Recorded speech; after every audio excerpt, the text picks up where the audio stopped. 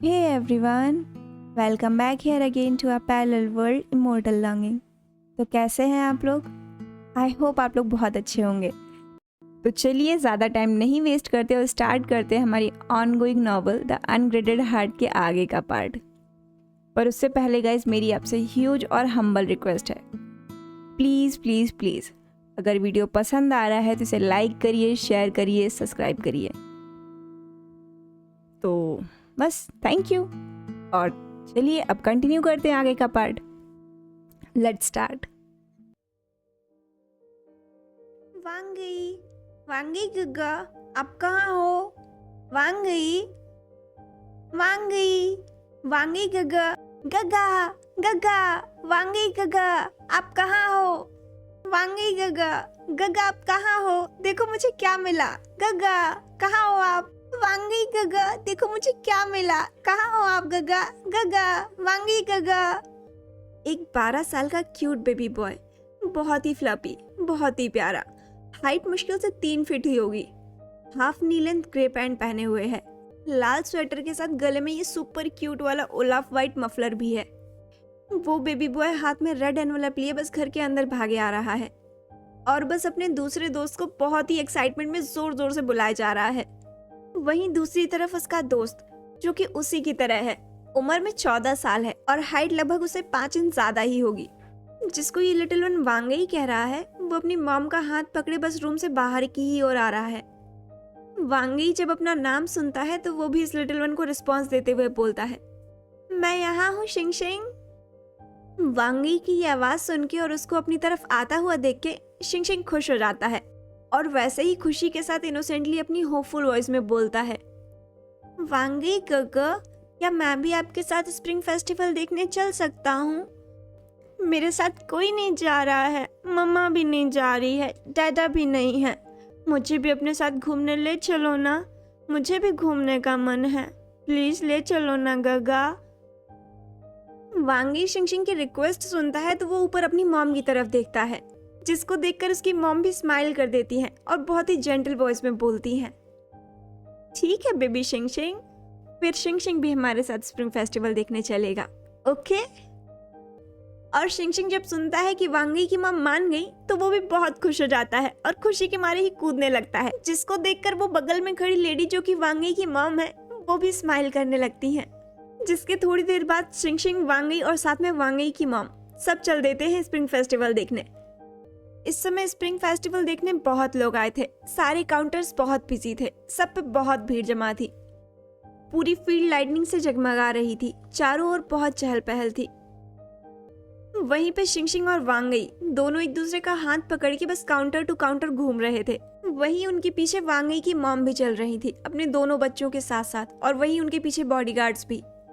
तभी वहां पे उनके पास एक और लेडी आती है, वो भी अपने 2 बच्चों के साथ आई थी।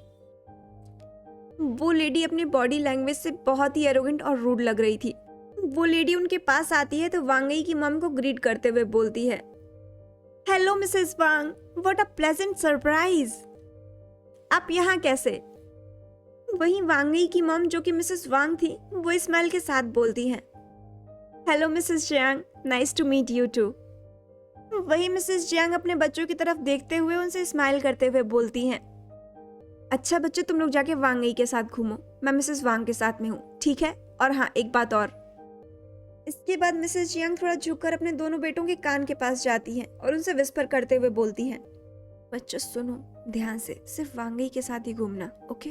वो जो दूसरा वाला है ना उसके साथ मत जाना, ठीक है? जिसपे बड़ा बेटा अपनी मॉम से वापस से क्वेश्चन करते हुए पूछता है, बट मॉम हम उसके साथ क्यों नहीं घूम सकते? वो भी तो हमारी जितना ही है ना। जिसपे मिसेस जंग स्माइल करती हैं और उसको समझाते हुए बोलती हैं, नहीं बेबी, वो हमारी तरह नहीं है, वो हमारी तरह बिल्कुल नहीं है। सी ही इज सो डर्टी, इसमें कितने जर्म्स हैं, अगर आप उसके पास जाओगे तो उसके जर्म्स आपके पास भी आ जाएंगे, फिर आपकी तबीयत खराब हो जाएगी ना बेबी। तो सिर्फ वांगई के साथ रहना, उसके साथ घूमना, ठीक है? बस इतना बोल के मिसेस जियांग मिसेस वांग को लेके अलग घूमने चली जाती हैं और ये चारों बच्चे आपस में एक साथ घूमने लगते हैं अपने 2 पीछे बॉडीगार्ड्स को लिए हुए। तीनों बच्चे बहुत खुशी खुशी घूम रहे हैं, सब बहुत एंजॉय कर रहे हैं, बहुत खुश हैं। पर एक है जो खुश नहीं है, वो बिल्कुल भी खुश नहीं है, और उसकी वजह है उसका वो मासूम सा दिल, जो कि अभी बहुत बुरी तरह हर्ट हो रहा है, क्योंकि वो बेचारा जो अभी तक इतनी देर से वांगी का हाथ पकड़ के घूम रहा था, उसके साथ चल रहा था, उसके बगल में चल रहा था, वो अब नहीं घूम पा रहा है, वो अब नहीं चल पा रहा है, क्योंकि वांगी के दोनों ही तरफ इन दोनों ने आके उसका एक एक हाथ पकड़ लिया है, और बस वो लोग उसके साथ उसके अगल बगल में चल रहे हैं। शिंगशिंग को पूरी तरह से इग्नोर कर दिया है। वो बेचारा उनके साथ ना होके उनके पीछे हो गया है, और किसी का इस बात पे कोई ध्यान नहीं है। वांगी इन दोनों के बीच में है, और जब भी शिंगशिंग उसके पास जाने की कोशिश करता है तो ये दोनों ही बच्चे उसको बार बार अपने से दूर कर दे रहे हैं, और बस वांगी को लेके आगे बढ़े जा रहे हैं। वांगी तो एंजॉय कर रहा था, वो बच्चा इस बात पे इतना ध्यान नहीं दे पा रहा था, पर शिंगशिंग वो अवॉइड नहीं कर पा रहा था। उस बेचारे का छोटा सा दिल बार बार सैड हो जा रहा था, वो हर्ट फील कर रहा था, पर फिर भी वो छोटा बेबी बस स्माइल ही कर रहा था अपनी ग्लूमी आंखें लिए हुए, और बस उसके पीछे पीछे चला जा रहा था एक अच्छे बेस्ट फ्रेंड की तरह। और कुछ देर घूमने के बाद सारे बच्चे वहीं एक काउंटर पे बैठ जाते हैं और स्नैक्स खरीदने लगते हैं, क्योंकि सब थक गए हैं और अब सबको भूख भी लगी है। शिंगशिंग भी वहीं था, वो भी खरीद रहा था उन सबके साथ साथ। उसकी मॉम ने भी उसको थोड़े पैसे दिए थे, पर उसकी मॉम ने उसे थोड़े ही पैसे दिए थे ना, बस इसीलिए वो उनकी तरह से उनके जितना स्नैक्स नहीं बाय कर पाया था, पर जितना भी किया था वो उसके लिए काफी था। वो दोनों लड़के अपना अपना स्नैक्स लेके वहीं रखे चेयर पे बैठ जाते हैं। शिंगशिंग भी वहीं बैठने लगता है, और जैसे ही वो बैठता है तो ये दोनों लड़के जो अभी तक वहां बैठे हुए थे, ये तुरंत ही उठ के दूसरी तरफ चले जाते हैं और वहां बैठ जाते हैं। छोटे शिंगशिंग को ये चीज बहुत हर्ट करती है, उसका मासूम सा चेहरा मुरझा जाता है, दुखी हो जाता है। ये देखकर वो बहुत हर्ट फील करता है, पर फिर बच्चा ही तो है, थोड़ी देर बाद फिर से सब भूल जाता है, क्योंकि उसका बेस्ट फ्रेंड वांगी वहीं उसके पास उसके बगल में आके बैठ जाता है, जिसे देखकर वो खुश हो जाता है। जिसके बाद सब लोग अपना अपना स्नैक्स एंजॉय करने लगते हैं। सब अपना खाना खा रहे थे, एंजॉय कर रहे थे, एक दूसरे के साथ शेयर कर रहे थे। शिंगशिंग का भी मन होता है कि वो भी हमेशा की तरह वांगी को अपना फूड शेयर करे, तो वो वैसे करने ही चाहता है कि तभी वहां पे बैठे दो बच्चों में से वो छोटा वाला बच्चा अपना ईयू और डिस्गस्टिंग फेस बनाते हुए बोलता है, जो कि अभी सिर्फ 12 ही साल का था।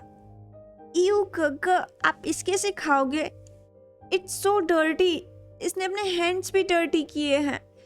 It's so dirty, smelly smelly, germs आ जाएंगे, जर्म्स आ जाएंगे आप में, आप बीमार हो जाओगे, आप बीमार हो जाओगे गग्गा। गग्गा इससे दूर हो जाओ, इससे दूर रहो गग्गा। सी डर्टी स्मेली गग्गा, इसके हाथ कितने गंदे हैं, आओ, आप में जर्म्स आ जाएंगे, जर्म्स, बड़े वाले जर्म्स। गग्गा बीमार हो जाएंगे, मम्मा बोली है, गग्गा बीमार हो जाएंगे, इससे दूर रहो गग्गा, इससे दूर रहो आप, स्मेली, इससे दूर रहो। मासूम शिंगशिंग जो समझ नहीं रहा था उसके कहने का मतलब, वो खुद को डिफेंड करते हुए बोलता है, नहीं नहीं वांगी, मैंने अपना हैंड वॉश किया है, ये डर्टी नहीं है, ये बिल्कुल गंदे नहीं है, सी स्मेली भी नहीं है। बेचारा शिंगशिंग बहुत ही इनोसेंटली अपने दोनों हाथ दिखाता है कि लो चेक कर लो, उसके हैंड डर्टी नहीं है।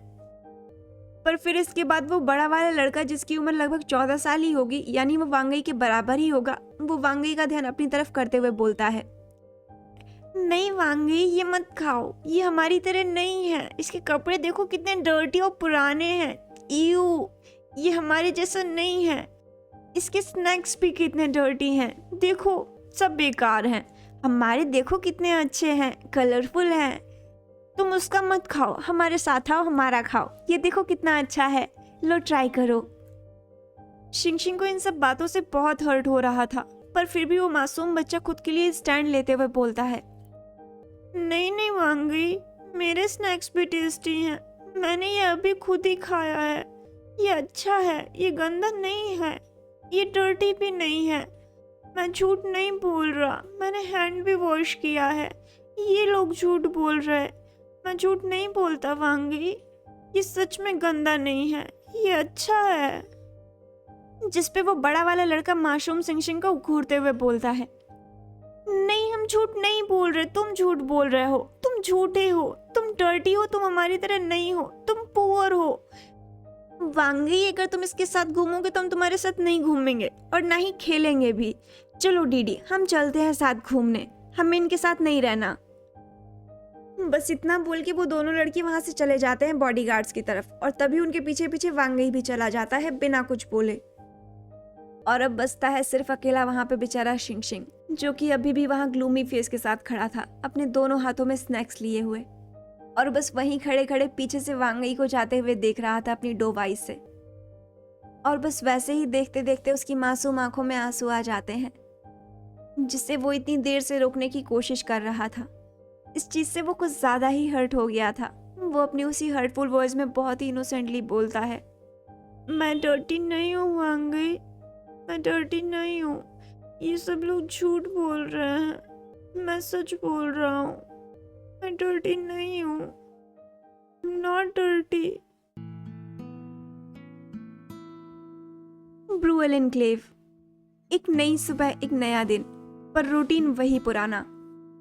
वही सुबह उठना, उठ के फ्रेश होना, ब्रेकफास्ट बनाना, उसको खाना, रेडी होना और फिर यूनिवर्सिटी चले जाना।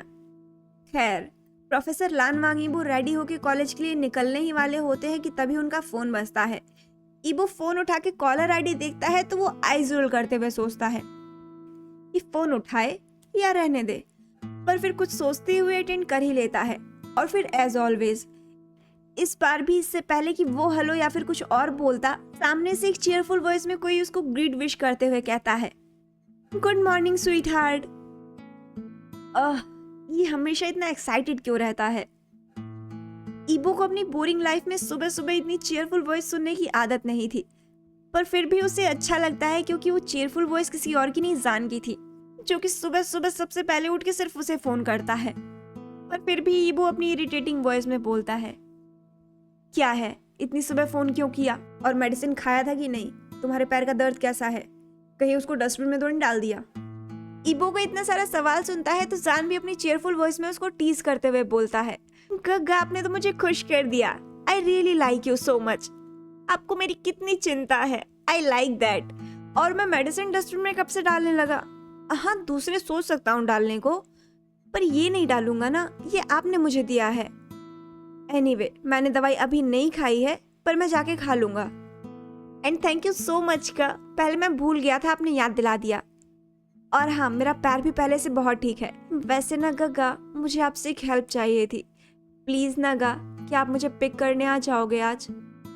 वो मेरी कार के टायर्स पंक्चर हो गए थे ना, तो मैकेनिक्स के पास गई है और अर्जेंटली मुझे कॉलेज आना है।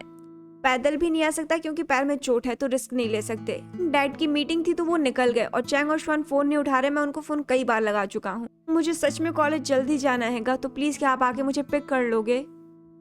ईबो इस पर जान की रिक्वेस्ट सुनता है तो अपने मन में ही सोचता है, अगर मैं इसी तरह से इसकी बात मानता रहूंगा तो इसकी डिमांड बढ़ती रहेगी, बेवजह इसको शय मिलती रहेगी और इसके होप्स बढ़ते रहेंगे। नहीं, मैं इस बार इसकी बात नहीं मानूंगा।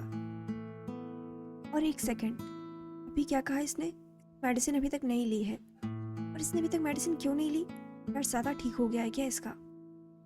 कितना इररिस्पॉन्सिबल है ये शिमलेस बनी। हमेशा उल्टी सीधी चीज सोचेगा, हमेशा उल्टी सीधी चीज करेगा, जिसको देखो उसको परेशान करेगा। पर जो काम की चीज है वो कभी नहीं सोचेगा, ढंग की चीज तो कभी भी नहीं करेगा। जान आगे क्या बोलता है, ईबो कुछ नहीं सुनता। ईबो तो उसकी कॉन्वर्सेशन बीच में ही काटते हुए उसको डांटते हुए बोलता है, एक सेकेंड, तुमने मेडिसिन क्यों नहीं ली? ऐसा तो नहीं है कि तुम जानबूझ के अपना पैर ठीक नहीं करना चाहते, लोगों को परेशान करना चाहते हो कि लोग तुम्हारे आगे पीछे घूमे? हाँ, या फिर? जान ईबो की ये डांट सुनता है तो वो खुद के ही टंग बाइट करता है। शिट, उसने ये गलती से बोल दिया। अब क्या करूं? वो क्यूटली और इनोसेंटली ईबो की बात को डाइवर्ट करते हुए बोलता है, अयो गगा, प्लीज डोंट स्कोल्ड मी ना, मैं भी खा लूंगा मेडिसिन, ओके? पर आप पहले ये बताओ कि आप मुझे लेने आओगे भी या नहीं?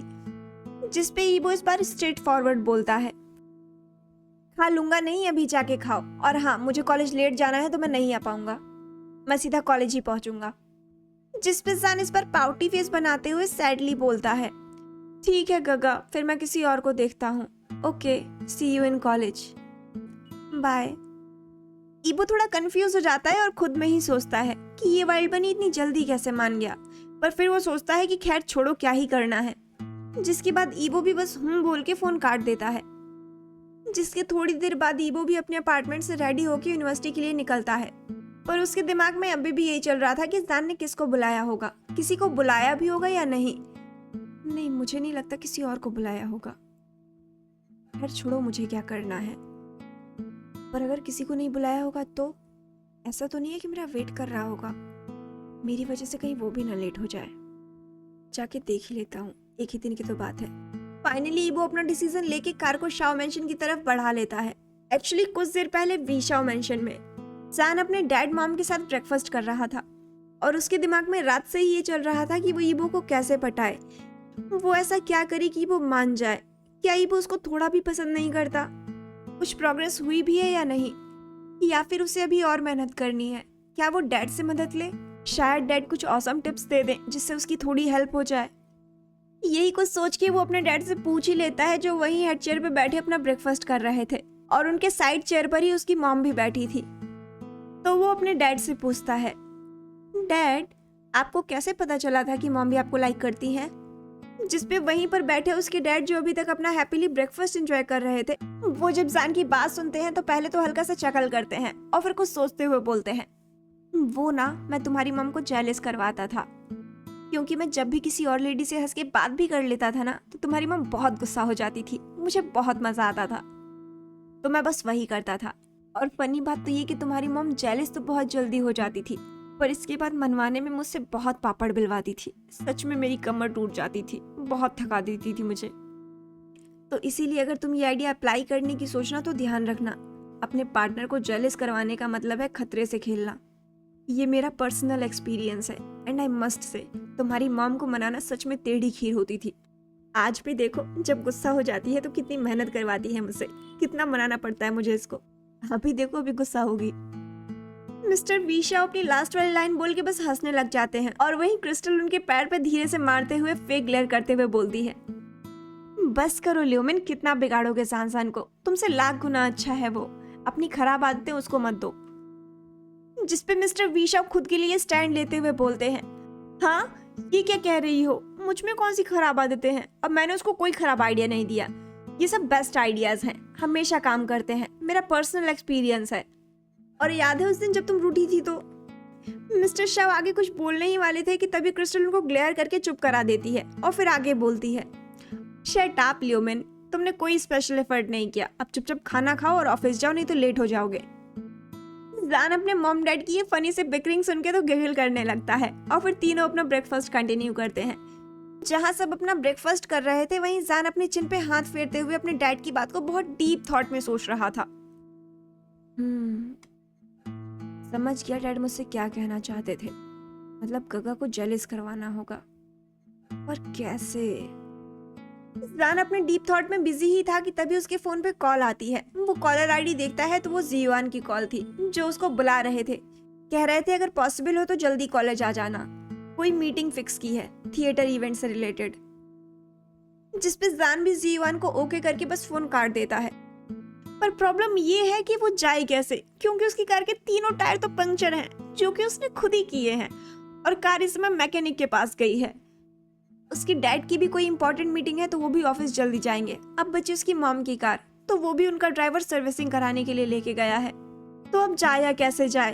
तो वो शुआन और चैंग के पास फोन लगाता है, पर ये दोनों ही स्लीपिंग पांडा फोन को कहीं डस्टबिन में डाल के सो रहे हैं, तभी तो कॉल नहीं अटेंड कर रहे हैं, पता नहीं दोनों कहाँ हैं।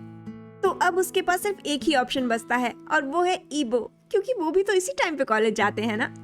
एक्चुअली ऑप्शंस तो अभी और भी हैं, और वो भी बहुत अच्छे अच्छे ऑप्शंस हैं जिनसे जान कह सकता है और वो मना भी नहीं करेंगे। पर जब जान के पास मौका खुद चल के आया है, मतलब बिल्कुल सामने टू सामने चल के आया है, तो वो उसका फायदा कैसे ना उठाए? ऐसा कभी हो सका है क्या? हट, ऐसा थोड़ी होगा। तो वो ईबो के पास फोन लगाता है, बट उसका बैड लक, ईबो मना कर देता है। तो अब क्या किया जाए? उसको ना चाहते हुए भी दूसरा ऑप्शन चूज करना पड़ेगा। तो वो फोन लगाता है प्रोफेसर जैक्सन को, क्योंकि प्रोफेसर जैक्सन जान के घर के ज्यादा दूर नहीं रहते और उनके कॉलेज जाने का टाइम भी यही है, क्योंकि यूजली प्रोफेसर्स को 9 बजे जाने का टाइम है। पर इवेंट की वजह से जो भी एक्टिविटीज वाले प्रोफेसर्स हैं जैसे कि स्पोर्ट्स वाले, आर्ट्स वाले या सिंगिंग और डांसिंग वाले, उनको और भी पहले जाना पड़ता है, जैसे कि 8:30 बजे। इसी वजह से जान उनका फोन डायल करता है। तो फाइनली प्रोफेसर जैक्सन आ जाते हैं जान को पिक करने। जान तुरंत ही रेडी होकर कॉलेज का बैग लेता है और बाहर आ जाता है, कार में बैठ जाता है और प्रोफेसर को मॉर्निंग ग्रीट करता है एक ब्यूटीफुल सी चेयरफुल स्माइल के साथ, जिसपे प्रोफेसर जैक्सन भी उसको स्माइल करते हुए बोलते हैं, गुड मॉर्निंग जान जान। जिसके बाद जान कार में बैठ जाता है और प्रोफेसर जैक्सन भी कार स्टार्ट कर देते हैं और वहां से चल देते हैं यू टर्न लेके। पर इनमें से कोई भी ये ध्यान नहीं देता कि सामने से एक और भी कार आ रही है जो कि ब्लैक कलर की है, जो कि ईबो की है।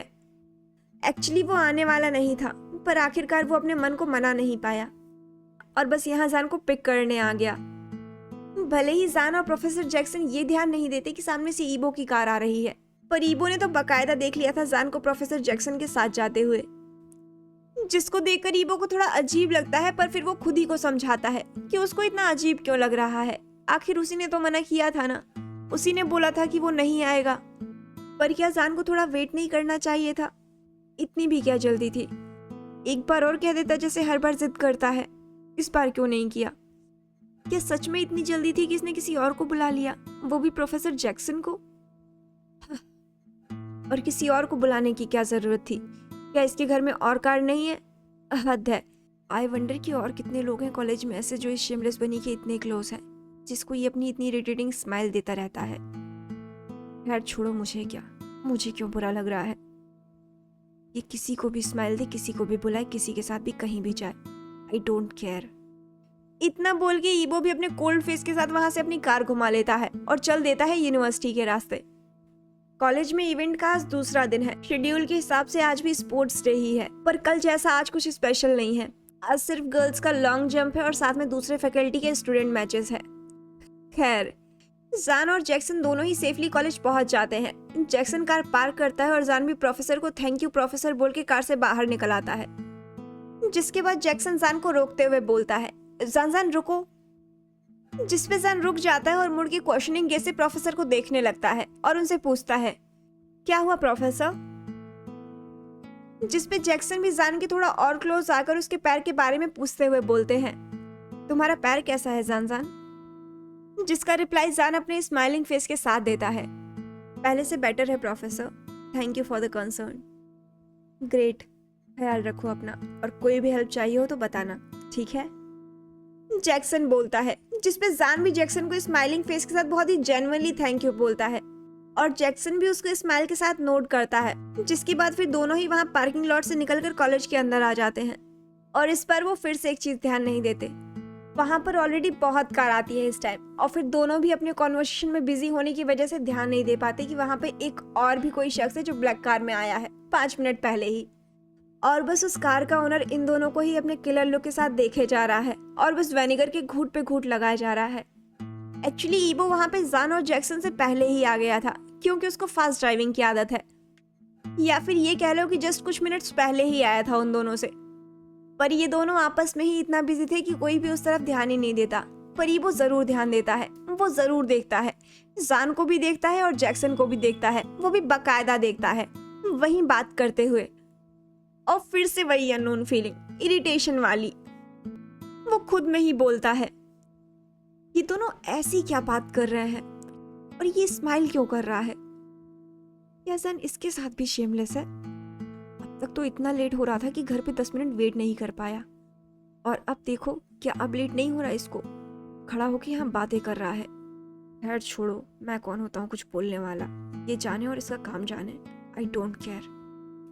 ईबो इस समय बिल्कुल बच्चों की तरह स्लकी बिहेव कर रहा था और फिर वो भी अपना स्लकी फेस बनाए कॉलेज के अंदर चला जाता है अपने केबिन की तरफ। और वहीं जान भी जीवान के पास सीनियर सेक्शन में पहुंच जाता है, जहां पहले से ही जीवान बैठे थे और उन्हीं के साथ 2 और मेंबर्स भी बैठे थे जो बस डिस्कशन कर रहे थे। जान सबको ग्रीट करता है और फिर वो भी वहीं बैठ जाता है, जिसके रिटर्न में सब जान को भी ग्रीट करते हैं और फिर इसके बाद जिस काम के लिए बुलाया गया था सबको, सब वो काम करने लगते हैं। एक्चुअली बुलाया इसलिए गया था कि आज का दिन छोड़ दो तो 2 दिन के बाद थिएटर है और इन लोगों ने अभी तक कुछ डिसाइड नहीं किया है, और बिजनेस फैकल्टी के इवेंट इंचार्ज होने के नाते इन्हीं लोगों को डिसाइड करना है कि ये लोग कौन सा प्ले करेंगे। और फाइनली एक प्रॉपर और लॉन्ग डिस्कशन के बाद ये डिसाइड होता है कि ये लोग कौन सा प्ले करेंगे। इन्होंने डिसाइड किया था कि चाइनीज हिस्ट्री एंड माइथोलॉजी पे the poppy war by R F. Kuang historical fantasy play करेंगे। और वहीं जान ने भी कुछ डिसाइड किया था कि वो भी कुछ स्पेशल करेगा।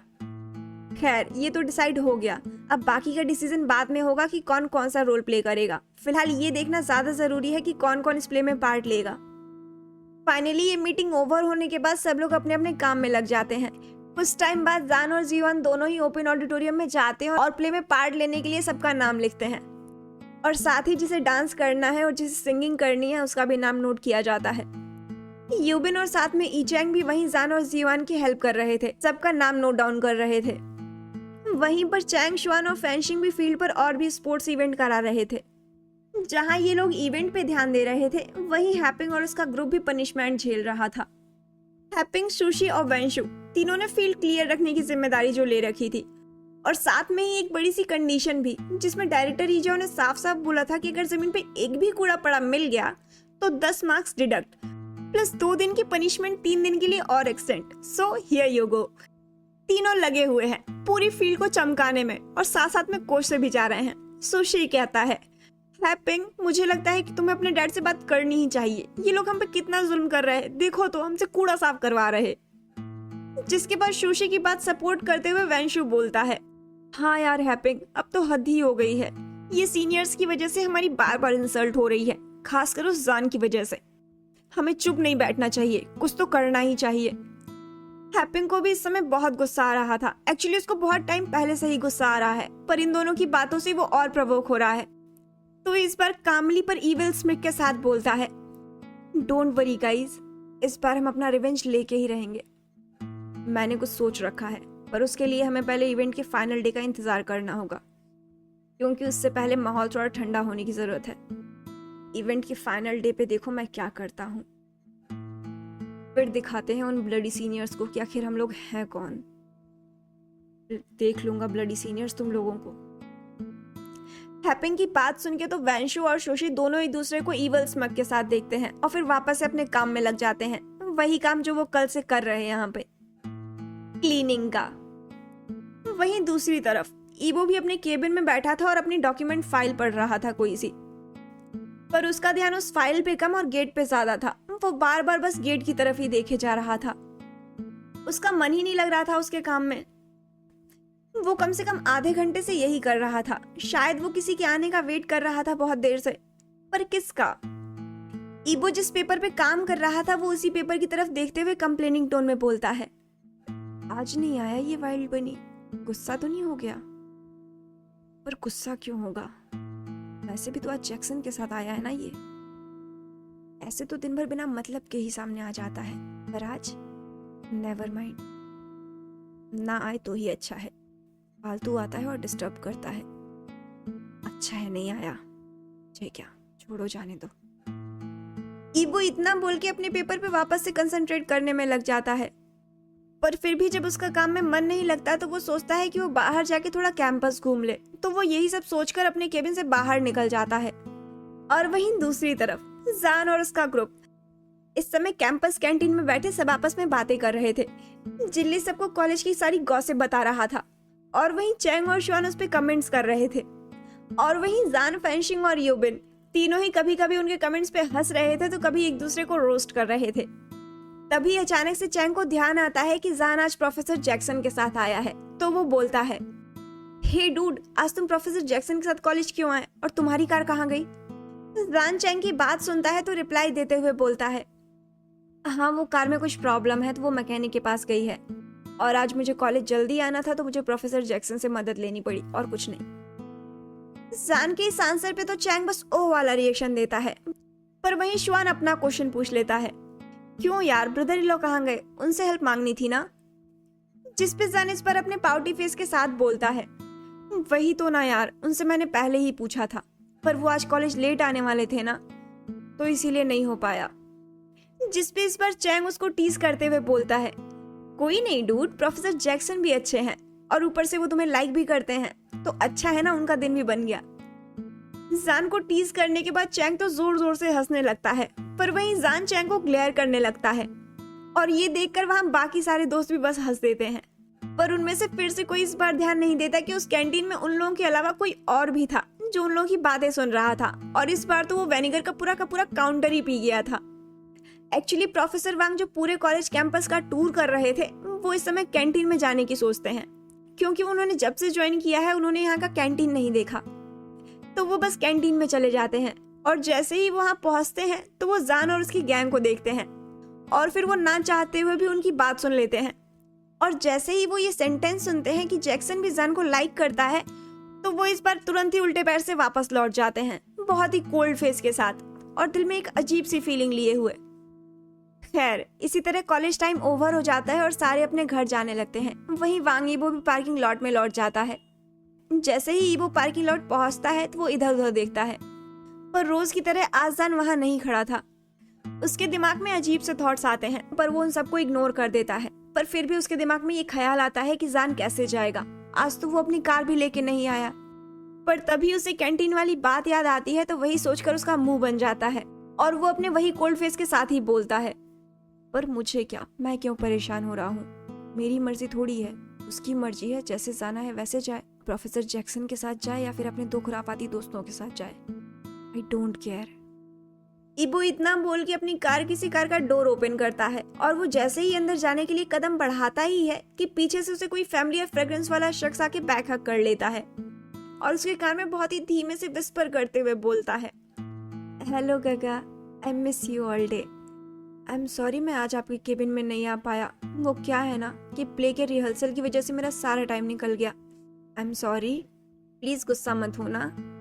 ईबो, जिसका मूड आज सुबह से ऑफ था, सुबह से वो लकी फील कर रहा था, जान के इस बैक हक से वो थोड़ा नॉर्मल फील करने लगता है। पर फिर भी वो अपने कोल्ड वॉइस में बोलता है, क्योंकि वो जान को दिखाना नहीं चाहता कि वो जान को देख के खुश है या फिर वो जान को मिस कर रहा था। तो वो आराम से उसके हक से बाहर आते हुए बोलता है, पहली बात, तुम मुझे बार बार इस तरह से हक नहीं कर सकते।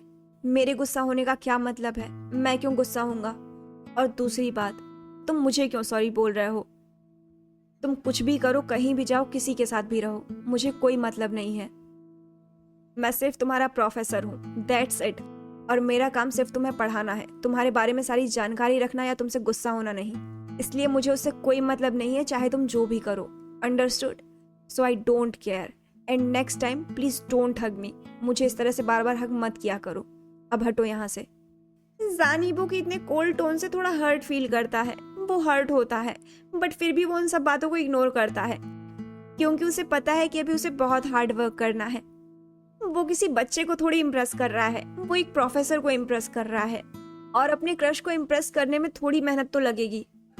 तो वो क्यूट पाउटी फेस बना के बिल्कुल फेक सैड होते हुए बोलता है, यू आर सो रूड गगा, यू हर्ट मी। खैर कोई बात नहीं। जान इतना बोलते हुए अपना मूड तुरंत चेंज कर लेता है और अपनी ग्लिटरिंग वॉइस में बोलता है, बट आई लाइक इट, आप बहुत क्यूट लगते हो इस तरह से भी। और रही बात चिंता करने की, तो कोई बात नहीं, आप मेरी चिंता मत करो, पर मैं तो करूंगा, आखिर आप मेरे फ्यूचर हस्बैंड जो हो। एनीवे गा, देखिए मैं आपके लिए कुछ लाया हूँ, मैंने खुद बनाया है ये कपकेक्स। मैं पहले देना भूल गया था रिहर्सल के चक्कर में, इसीलिए अब दे रहा हूँ। Here, take it. आप इसको टेस्ट करिएगा और बताइएगा कि कैसा बना है, प्लीज। ईबो जब जान के हाथ में ये बॉक्स देखता है जो कि जान उसके लिए लाया है, और उसकी बात सुनता है, तो उसके दिल में थोड़ी अलग सी स्पेशल वाली फीलिंग होती है, एक खुशी वाली। उसको एक केयरिंग का एहसास होता है। उसकी आंखों में हल्की सी चमक आ जाती है और उसके फेस एक्सप्रेशन सॉफ्ट हो जाते हैं। वो उसको पता नहीं क्यों पर होल हार्टली रिसीव कर लेता है और बस थैंक यू बोलता है। उसके बाद जान बिना रुके ईबो से वापस बोलता है, गगा, मैंने आपको कपकेक्स दिए हैं ना? तो ईबो सस्पिशियस टोन में पूछता है, क्योंकि वो जानता है कि कुछ ना कुछ तो खुराफात आ गई है इसके दिमाग में, कुछ ना कुछ चल रहा है इसके दिमाग में। वहीं जान बिल्कुल स्ट्रेट फॉरवर्ड बिना बात घुमाए बोलता है अपनी चेयरफुल वॉइस में, गगा, मुझे घर छोड़ दो ना, देखो मेरे पास कार भी नहीं है, मैं कैसे जाऊंगा, प्लीज प्लीज प्लीज छोड़ दो ना प्लीज। जान इतना बोल के बिल्कुल इनोसेंटली क्यूट पपी वाला फेस बना लेता है और अपनी डो आइज से ईबो को देखने लगता है, जैसे मानो उसको अभी किक मार के निकाल दिया गया हो। जिसको देखकर ईबो भी खुद को आइज रोल करने से रोक नहीं पाता, वो खुद में ही हंसने लगता है, क्योंकि उसको पता था कि यही होने वाला है। पर इस बार वो इस किक्ड पपी को मना नहीं कर पाता और इसको घर छोड़ने के लिए रेडी हो जाता है। और इसकी वजह एक ये भी थी कि कहीं ना कहीं उसके मन में वो सुबह वाला थॉट भी चल रहा था कि अगर उसने मना कर दिया तो ये फिर से जैक्सन के पास चला जाएगा, बस इसीलिए वो मना नहीं करता। और वहीं जान भी जब ईबो का ये हाँ सुनता है तो वो भी खुशी के मारे कूदने लगता है और बस वैसे ही उसको हक कर लेता है कि फाइनली आज फिर ईबो जान को उसके घर छोड़ने जाएगा। वाह, जान तो बहुत खुश हो गया। वो सीधा जाके ईबो की कार में बैठ जाता है और इधर ईबो भी बैठ जाता है और फिर वो दोनों वहां से निकल जाते हैं जान के घर के रास्ते। जान हमेशा की तरह पूरे रास्ते भर ईबो से बातें करता रहता है और वहीं ईबो भी पूरे रास्ते भर सिर्फ शट अप, शेमलेस, बस यही सब बोलता रहता है। और इसी तरह कुछ देर बाद ईबो की कार जान के घर के सामने पहुंच जाती है। जान को वो घर छोड़ देता है और जान भी उसे पहले की तरह बस हक करता है और बाय बोल के कार से निकल जाता है, जिसके बाद ईबो खुद भी अपने अपार्टमेंट चला जाता है। तो फाइनली आज का पार्ट यहीं तक रखते हैं और आप बताइएगा कि आपको आज का पार्ट कैसा लगा। अपने व्यूज कमेंट सेक्शन में जरूर मेंशन करिएगा। पार्ट पसंद आ रहा है तो इसको लाइक करिएगा और प्लीज प्लीज प्लीज इसको शेयर और सब्सक्राइब कर दीजिए गाइस, प्लीज। आप में से 60% लोग ऐसे हैं जो मेरी वीडियो सुनते हैं पर उसे सब्सक्राइब नहीं करते और मुझे सच में इससे डिमोटिवेशन सा फील होता है। मुझे लगता है कि मैं काम कर रही हूँ पर ये लोगों को पसंद नहीं आ रहा, क्योंकि अगर आप लोग सपोर्ट नहीं करेंगे तो मेरा चैनल ग्रो नहीं करेगा। आप लोग मेरी फैमिलीज हैं तो मुझे लगता है कि मुझे आप लोगों से शेयर करना चाहिए। प्लीज कर दीजिए, मुझे सच में आप लोगों की जरूरत है। तो चलिए फिर मिलते हैं अगले पार्ट में, तब तक के लिए बाय बाय।